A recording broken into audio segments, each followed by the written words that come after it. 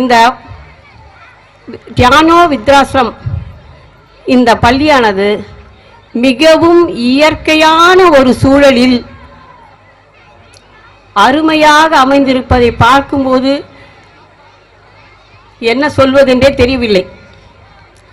ஒரு நந்தவனம் போல் காட்சி அளிக்கிறது. இந்த தோட்டத்தில் உள்ள செடிகளில் இருந்து பறக்கக்கூடிய வண்ணத்து பூச்சிகளைப் போல் இங்குள்ள பிள்ளைகள் பார்க்கும்போது அப்படித்தான் மனசில் தோன்றுகிறது.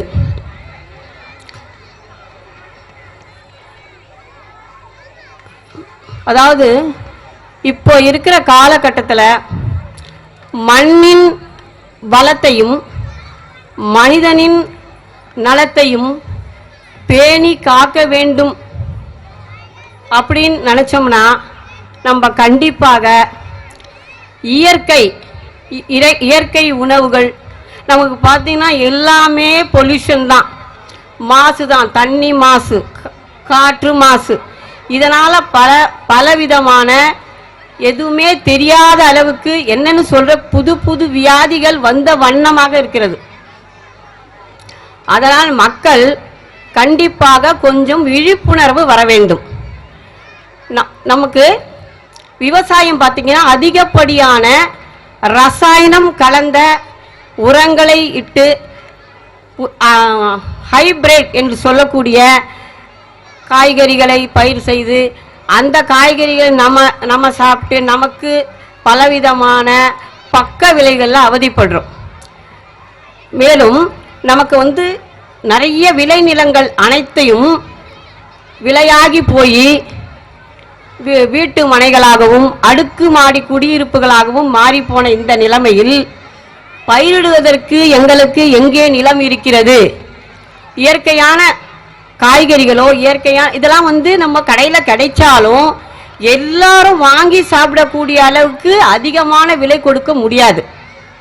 ஒரு சிலரால் தான் முடியும். மற்ற எல்லாம் இந்த மாதிரி சமயத்தில் நமக்கு அடுக்குமாடி குடியிருப்பில் மாடி தோட்டம் அமைத்து அதில் ரசாயனம் கலக்காத இயற்கை உரங்கள் இதுக்கெல்லாம் நிறைய போய் நம்ம செலவு பண்ண வேண்டாம். நம்ம வீட்டில் இருக்கிற காய்கறி கழிவுகள், சாணங்கள், இதை கொண்டே நாம் உரங்களை தயாரித்து அதன் மூலம் நம்மளுடைய வீட்டில் ஒரு 5 அடி இடம் இருந்தால் கூட போதும்.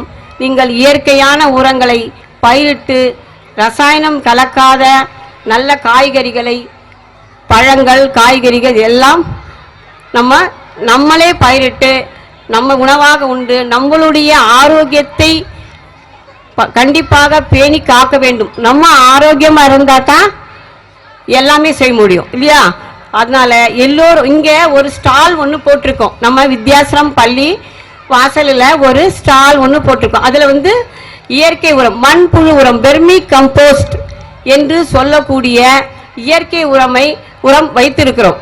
எல்லாரும் அதை தயவு செய்து ஒரு நிமிடம் அதை என்ன என்று பார்த்து விட்டு செல்லுங்கள். தயவு செய்து உங்களுக்கு மாடித்தோட்டம் அவசியம் போட வேண்டும். அதில் எனக்கு விருப்பம் அதிகமாக இருக்குது அப்படின்னு சொன்னால் நம்மளுடைய அரசாங்கத்தில் நிறைய மானியங்கள் தராங்க. நீங்கள் உங்களுடைய ரேஷன் கார்டை மட்டும் அங்குள்ள நம்பருக்கு பதிவு செய்து விட்டு போனால் உங்கள் அனைவருக்கும் எத்தனை பேருக்கு மாடி தோட்டம் அமைத்து நல்ல ரசாயனம் கலக்காத இயற்கை உரங்களை சாப்பிடணும் அப்படின்னு யாருக்கெல்லாம் இன்ட்ரெஸ்ட் இருக்கோ எல்லாமே ஃபாஸ்ட் ஆகி போச்சு. இப்போ எல்லாம் ஃபாஸ்ட் ஃபுட், வேஸ்ட் ஃபுட் ஆயிடுச்சு.